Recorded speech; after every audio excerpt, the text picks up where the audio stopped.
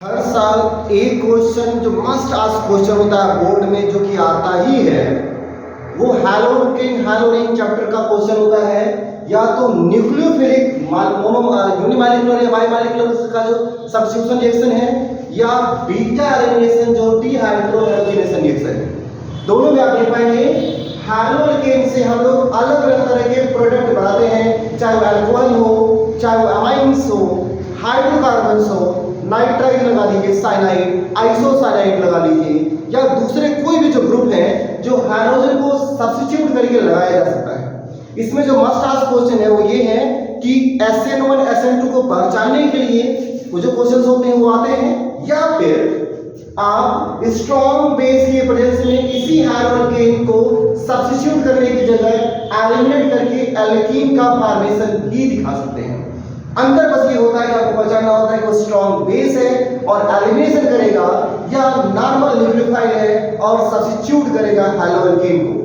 ठीक है, तो आप यहां देखिए, अगर हमने नॉर्मल लिखा हुआ है सोडियम हाइड्रोक्साइड या पोटेशियम हाइड्रोक्साइड, तो ये जो हाइड्रोक्साइड है मतलब कि यहां पर हाइड्रोक्साइड बनता है न्यूक्लियोफाइल और हाइड्रोजन को सब्स्टिट्यूट कर देता है।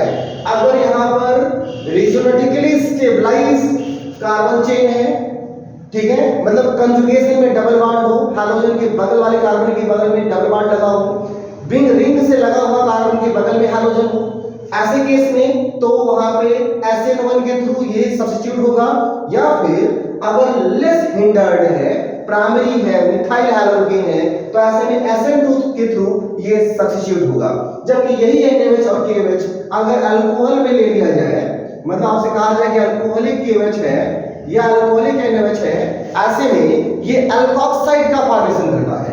अल्कोहल का मतलब जैसे कि मान लीजिए आपके पास है C2H5OH और KOH के साथ ये मिलकर के बनाता है असल में C2H5O और K। यहां पर आप देख पा रहे हैं जो इथॉक्साइड है ये एक स्ट्रॉन्ग बेस होता है जो बीटा पोजीशन से हाइड्रोजन को अब्स्ट्रैक्ट करके एल्कीन बनाने में हेल्प करता है। ठीक, तो दोनों में डिफरेंस कैसे पहचानेंगे आप? अल्कोहलिक KOH है तो सब्स्टिट्यूशन की जगह पर होगा एलिमिनेशन, और सिर्फ एक्वस KOH है या एक्वस NaOH है तो सब्स्टिट्यूट होगा हाइड्रोजन और बनाएगा अल्कोहल। ये डिफरेंस हो गया, बड़ा डिफरेंस हो गया।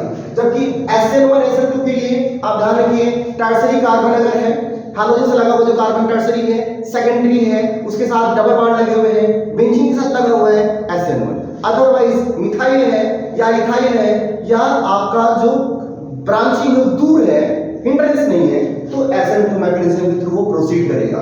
ठीक है, और भी आप ध्यान रखिएगा, अगर कहीं पर KCN या NaCN लिखा हो और इसके साथ लिखा हुआ है अल्कोहल, KCN NaCN के साथ अगर अल्कोहल लगा हुआ है तो वहां पर वो स्ट्रॉन्ग बेस का फॉर्मेशन नहीं करेगा और वो तब भी हैलोकेन को ही सब्स्टिट्यूट करके बनाएगा नाइट्राइल।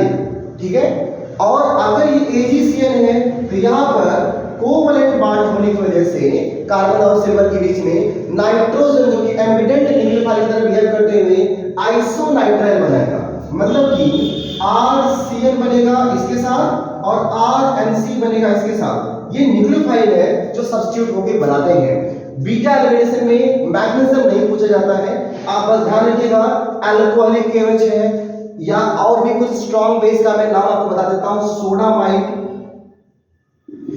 बट आपके बुक में सिलेबस में बोर्ड के लिए अल्कोहलिक KOH या अल्कोहलिक NaOH ही आते हैं। आप ध्यान रखिए, अगर ये स्ट्रॉन्ग बेस है तो ये तुरंत बनाएगा, एल्कीन का फॉर्मेशन करेगा, और बीटा पोजीशन पे है तो बीटा एलिमिनेशन का बनेगा। ठीक है, कार्बन चेन कोई सा भी हो, डजंट मैटर।